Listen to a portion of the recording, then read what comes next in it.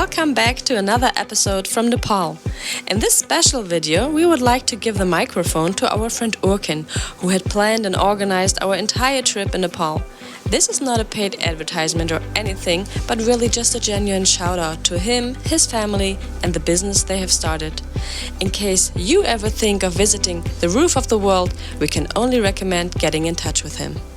Hallo, ich bin Urken. Ich bin 36 Jahre alt und ich komme aus Nepal. It's a little bit short. Yes. Try, okay.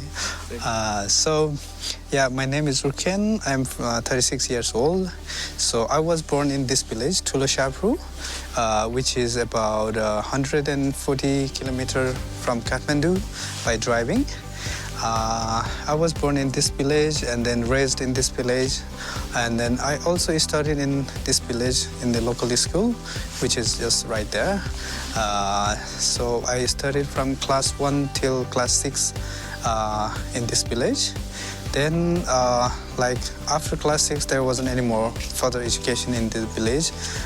Then I had to move to some other villages down to Shabrabansi or even probably to Kathmandu. But going to Kathmandu was not affordable for us because we were a bit poor and the expenses were too high. So luckily I found a sponsor from Germany as well at the same time. Her name was Tanya. And then she sponsored me to study in Kathmandu in a boarding school. But I had to go away from my parents. So once in a year I can come to visit them, but most of the time I had to stay in a hostel. But it was really good for my study. Apart from that, I cannot see my families. Yeah. Then I started from class 6 till class 10 in the boarding school, which was like an English version, but here is governmental school is more like Nepali version. So first 1 or 2 years was quite tough for me to catch up with other students who have a strong background for English. But I tried really hard, and then slowly after 1 or 2 years I was able to even compete with other students, and I could secure first position in the exams as well. Yeah. Then after that, I completed my higher secondary school as well from Kathmandu. Then the time came what to do. I had to decide maybe that was a trend, everyone going to study in abroad. So my father and me, we tried to collect some funds so that we can go and study in UK. Then at the same time I was kind of engaged with my wife, Devi. We were not married but just engaged.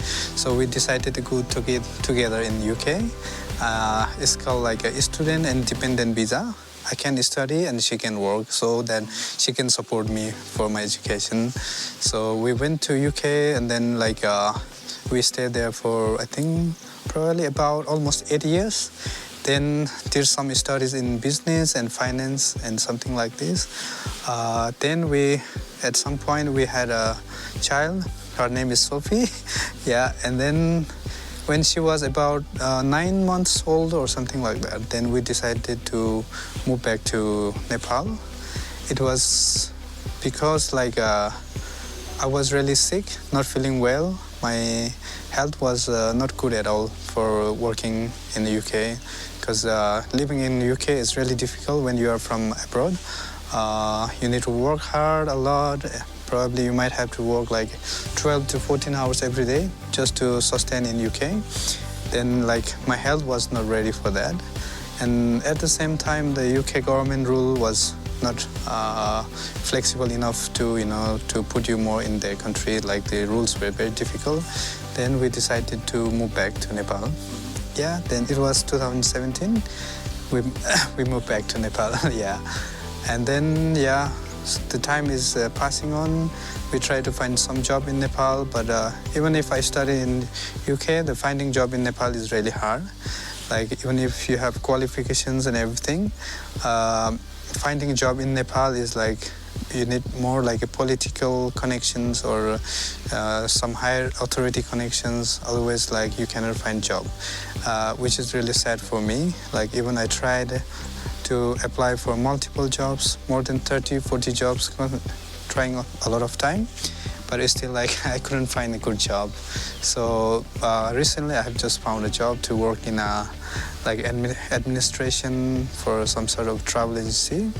But it doesn't pay me a lot, so it's just enough for just living in Kathmandu, which is quite sad that I cannot save any money. But anyway, it's okay. So I think life is going on. Yeah. Okay, so like recently I have started a company for a trekking agency to make a tour or adventure around any part of Nepal. And the name of the company is called Nepal Convivial Trek. Nepal Convivial Trek. And then we have like different kinds of trekking and adventure sports and many things to do, and which you could visit in our website. The link for the website is given below. We are a little bit new, but we are trying to make it the whole trekking experience like a little bit different from what other people are offering to you. So we are not only about like delivering a quality service, but we are all more focused on like creating a relationship that could last for forever, and then to make an experience that would like last for forever for you. So something to really remember. That is what we like to work on. And then another aspects of our company is to build a relationship of a trust that you can trust for any kind of trek or any other services in Nepal. And then like if anyone would like to do similar kind of trek that we did it, the Red Panther Trail or Kosaingkunda Trail, like you can always contact us through our website where you got the contact details. Also, we got an Instagram. You can contact through Instagram, or you can contact through email or WhatsApp or phone. So you can contact through any form of communication mediums. Yeah. Also have a guest house from my parents in Tulashabru, which is in Langtang National Park, located in the Kosaingkund region. So if you're traveling from Langtang towards Kosaingkund, then you can always stay in our lodge, which is called Hotel Evening View. My parents has been running the lodge since 40 years, and they have more experience about delivering good service to the guests and customers. Yeah, and they are not only about providing like a lodge or accommodation, but they are also ready to support you for all kinds of if you have any problems for a porter, guide, or information about the region or anything, then they are always ready to help you. Yeah. Yeah, they're very kind. Yeah. I got a mail from Andrea, and then like we came in touch through the email. Then she asked me about the trip in Nepal, how can be managed and everything, the costs and everything. So I decided to make a tour plan that is more suitable for them with the kids and everything. So yeah, I tried to make two types of tour plan. One is going like a little bit higher altitude, and one is for a little bit like relaxed and a little bit to lower altitude. Covering the Kosaingkund region and Red Panther Trail in Nepal, which I've been hiking a lot of time, so I'm more experienced into that field. So I thought to make a itinerary that is best suitable for all the family. Then I prepared the itinerary, and then which was after we met, it was okay for everyone. We drove from Kathmandu towards. We were planning to drive to Tulashabru, but due to landslide, we have to drive to Shaprabensi, which is I think 3 hours down from Tulashabru. Yeah, then we drive directly to Shaprabensi. Then we stayed one night there, so started our actual hiking. Yeah, from Shaprabensi till Tulashabru. which took about, I think, 3 to 4 hours, something like that. Yeah. Good. Yeah. Good distancing. And we saw the first mountain as well on the way. Yeah. It was a little bit steep, but everyone was okay with the track. Yeah. Then we reached to Tuloshabru, to my home and my parents' guest house, which is called Hotel Evening View. The view in your... Yeah. Which we are now. Yeah. Which they are running since 40 years. So, yeah. So we reached to our lodge, had a nice time in the evening, and then tomorrow again we decided to move from Tuloshabru till Sherpa Cottage. Which is also about 2 to 3 hours hike, I think. Slowly, very slowly. 2 to 3 hours hike. And then Sherpa Cottage was also one of the best place to be for all of us. Really beautiful. Yeah, it's from my uncle and auntie. And then for kids, it was really good because it was in the middle of the forest and then farm. And then we could see all kinds of animals like cows and goat and chicken and everything. Yeah, then we had a nice time in Sherpa Cottage. Yeah, I think. I will show some footage. Okay. And in the morning from Sherpa Cottage, we saw a really nice view of Langtang Lirung. Yeah. And then another best thing was, I think, plogging the field by my uncle. Yeah, which was also, I think, something new to see for you, all of you. Yeah. Then we see it with the machines. Machines, yeah. And with old school. Yeah, that's right. Okay. Then from Sherpa Cottage, we moved towards a place called Cholangpati, which was, I think, about 3,500 meter from sea level. Yeah, 3,500 meter. Sherpa Cottage was something like 2,700 or something like that. Yeah, yeah. Then we started from Sherpa Cottage and we've been to a place called Mukharka, where we stayed for some time. But we saw like lots of rivers on the way, small rivers, and then many like stupas on the way as well. Then from the Mukharka, we were actually like going through actual Red Panda Trail, which was like dense forest. And then the altitude was like gradually increasing, because it was quite steep. So we were walking really in a good pace and then having nice time and looking for some red pandas. Red pandas and other animals too. But the forest was really quiet, I think. Yeah, we could only hear some birds sometime, otherwise it was really quiet. And the red pandas really shy. Really shy, yeah. Normally when they even sense human being, then they will try to hide somewhere in the corner. Yeah, so it is quite hard to see red panda actually. So then for about, I think, 4 to 5 hours, we made it to Cholangpati. Yeah. And Cholangpati is about 3,500 meters. Then we actually reached quite early as well. Yeah, I think. Then afternoon, yeah, there was still sun there. Then but it was cold, but there was some firewood in the hotel.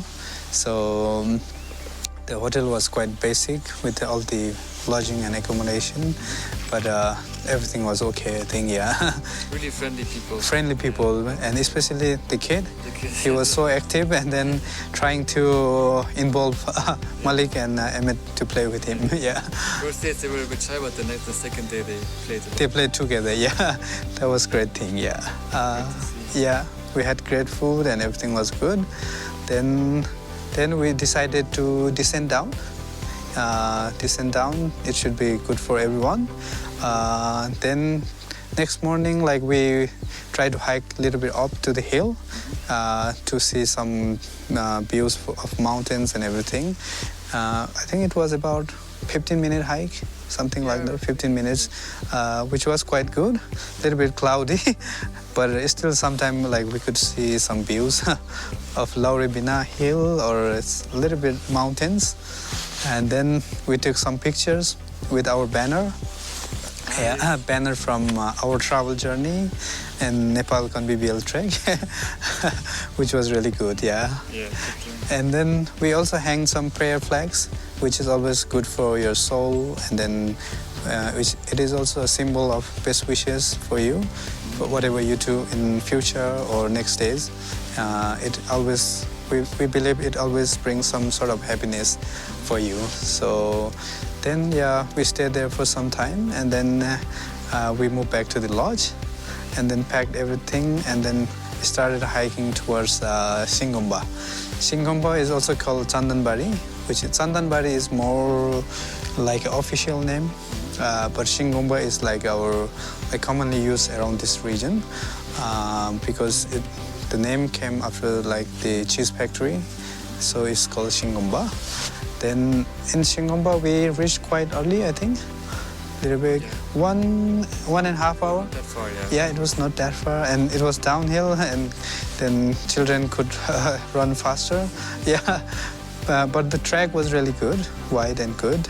And it's along the forest, right? And yeah, you can look down. Look down, yeah, and beautiful trees, like very long trees. Then yeah, about 1.5 hour we reached to Singomba, and then decided to stay there for a day. Hotel Yakenak, yeah. And the hotel also belongs to, again, my relatives. Yeah, I think hotel was a little bit more comfortable compared to Cholang Pati, yeah. Then, yeah, I think we had lunch. Then we decided to make a tour around the village. We saw the monastery, which is quite old, and then also the cheese factory, which is like 53 years old. And then we bought and tried some cheese as well from the Singomba. Then it was raining, so we had to wait some time. Then we went back to our lodge. And then best thing about there is, I think, firewood. Yeah. For me, yeah, just to relax nearby the firewood. Yeah, then it was a little bit busy in the hotel, I think. There was a lot of Nepali pilgrims and then also some tourists. We met 2 old couples from Netherlands, yeah. I think you had nice talks with them as well. Nice, yeah, it was fun to sit together. Yeah, okay. Then, yeah, then I think you quite slept a bit early on the day? Yeah, or? it was early, and the next morning. It was raining as well, so it was quite cold. Then I was always sleeping with our porter. His name is Kale. So it was quite fun to joke with him in the room all the time. Yeah. He's a very nice guy. Yeah, nice and funny. We could not understand each other. Yeah, he's very funny. Yeah, I find him very funny. Yeah, and he also works for the local school. He is like a caretaker. Yeah, and then the next day is our, I think, final day for our hiking, and then back to Tuloshabru. The first 1 hour trek was quite plain, from Singomba to Phoprang. And normally in Phoprang, we really have nice 360-degree view of all the surroundings, like mountains and Gosaikun region, and even we could see Cholang Pati. But on that day, I think the cloud was a little bit disturbing us, so we couldn't see a lot of views. Yeah, unfortunately. Next time, definitely. Yeah. Then it was quite a steep descent down. About, I think, I expected it could be more than 2 hours, but the boys were really, really active. Then we made it in, I think, 1.5 hour or 1 hour, something like that. Yeah, it was quite faster. Yeah. It was 1,000 meters in altitude. Altitude, yeah, and then we did it in very short time, I think. Yeah, yeah. We kind of lost the boys and porter for some time as well. Then had to make some phone calls. Then they were waiting for us, and we were waiting for them. Yeah, I think there was just a small turn around somewhere. Then we missed them. Yeah. Then finally we reached to my parents' lodge in Tuloshabru. So I think so far we had 3 days of rest, and we made a slightly shorter hikes, which was quite good as well, yeah. And then I think children were really happy to be here. Yeah, Really enjoyed it. enjoy it. Yeah, to relax around and then participate in the kitchen to cook, and then always supporting me and then to cook all the time. Yeah, No, it was fun. yeah, and then everything is good. So Yes, no, they really enjoyed it. yeah. I We hope. had some time to do video editing, Yeah. do homeschooling. Okay. Yeah, homeschooling, which is very important for them. Yeah.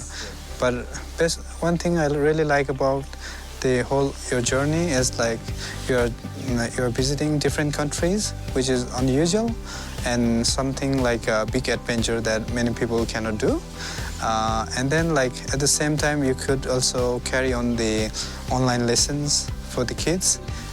Which is such a great thing. I think like many people I think cannot even try this. Like this is such a big thing for most of the people. Just even to think about like making the whole world tour with your kids and then study at the same time. This is such a fantastic thing. Yeah. Yeah. So I think I hope like you will have more best moments around the world and in great times. Yeah. But I will definitely miss all of you when you leave Nepal. Oh, yes. Yeah. Yeah, we miss you too. Yeah. Yeah. We feel like home here. Yeah. And anytime all of you are all welcome to my home lodge. Yeah, you can come and stay as long as you want. So yeah, all the time. Yeah, welcome to my home. Yeah. I'm in front of our newly built monastery for the village. The old one is, I think, about 300 years old, which was the size of the old monastery was up to where you can see the Coke and Sprite bottles. Yeah, and then which was destroyed by earthquake in 2015. And then my father was a chairman for village development community, and he decided to like help for the whole village to reconstruct the monastery. Then like he requested with the government, and then like we got some funds from the government as well. And then we started building in 2017, and it took about 2 years, then completed in 2019. But the paintings were completed in 2021. Yeah, 21. So the whole funds for the whole building came from government, and also support from all the villages. Like everyone contributed some amounts to the village. And then for the paintings, like we got a sponsor from some German people. Yeah, the whole fund for the all paintings you saw last time is all sponsored from German people. So this is like one of the most important place for us to be. Like we need the monastery for all kind of occasions, like even during death ceremony or even during any kind of Buddhist prayer or worships. Like all the villagers need to be gathered in the monastery. So we really have a big importance of the monastery for our life. And every year we have like twice a year we have a big ceremony and worship from the Lama and the whole village, just to protect the village from evil things, something like that. So we have like about 3 days like reading the Buddhist books, and then we're going to throw some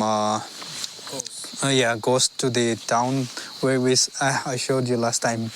So that the ghost is not coming towards the village, and then and then it's protected. Yeah. Yeah. Then like even during death ceremony after 49 days, there will be like a big prayers going on for the person who has died, and everyone is gathered in the monastery. Yeah, and then it lasts for 1 day and another half day, I think. Yeah. So yeah, it's always a place where everyone needs to be. Yeah. Important place for worship or any other occasions like death or birth, or even now they started using for marriage ceremony. Yeah, they could do marriage ceremony here. Yeah. Second plot, that's why we easy Yeah. for marriage and Yeah. ceremony. Yeah, so this is very useful for everyone. Like the houses and then grounds are small for everyone, but here like we have big space down there and up and then grounds. So like many people could gather during the marriage ceremony as well. Yeah. Okay. Yeah. It's very close to. It's very close to. Just opposite actually. Yeah. The school. Worth visiting definitely. The school and monastery is just close to Hotel Evening View. Yeah. If you are in Hotel Evening View, you can just visit the monastery in 1 minute, not even 1 minute. Easy. Yeah. Yeah. Yeah. Okay, thank you. Yeah. Okay.